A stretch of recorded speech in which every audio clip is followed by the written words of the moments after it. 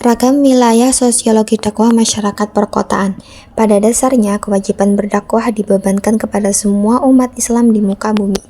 Tetapi secara profesional harus ada sekelompok orang yang fokus berdakwah sesuai dengan tingkat dan kapasitasnya. Dengan begitu, maka harapannya kegiatan dakwah yang dilakukan bisa berjalan dengan lancar dan efektif. Menjadi catatan bahwa untuk melihat efektivitas dakwah, pendakwah idealnya juga menyesuaikan dengan keadaan sosial kemasyarakatan matmunya. Khususnya adalah dakwah untuk masyarakat perkotaan. Pasti keadaan sosial di perkotaan sangat berbeda dengan keadaan sosial masyarakat pedesaan. Hal itu menjadi strategi, metode, materi, media, dan karakteristik seorang dai pun sedikit berbeda. Beberapa realita masyarakat kota yang kemudian menjadi karakteristik pembeda dengan masyarakat desa diantaranya yaitu masyarakat kota pada umumnya biasanya hidup berkecukupan secara materi. Mereka juga cenderung bersikap individual dan tidak mau repot dengan urusan orang lain, walau itu tetangga samping rumahnya.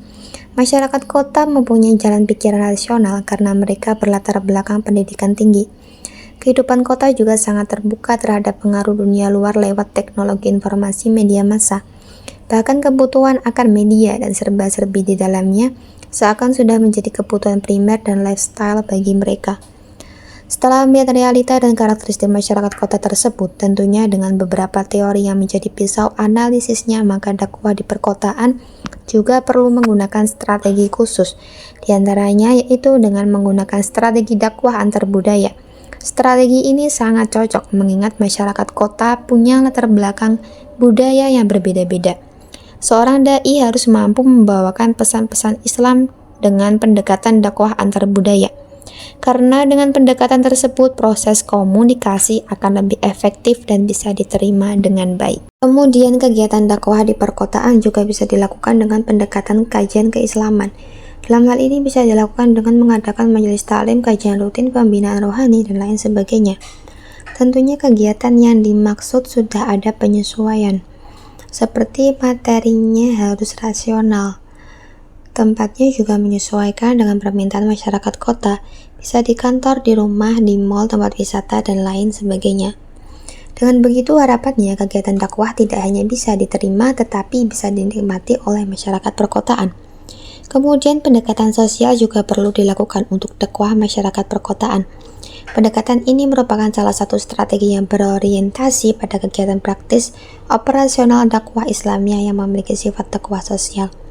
Tujuannya adalah untuk memberikan solusi kehidupan sosial masyarakat kota yang cenderung bersifat individualisme.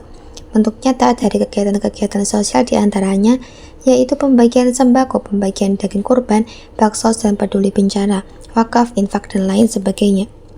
Pendekatan ini di samping dibutuhkan masyarakat juga sebagai bagian dari ruang aktualisasi dakwah.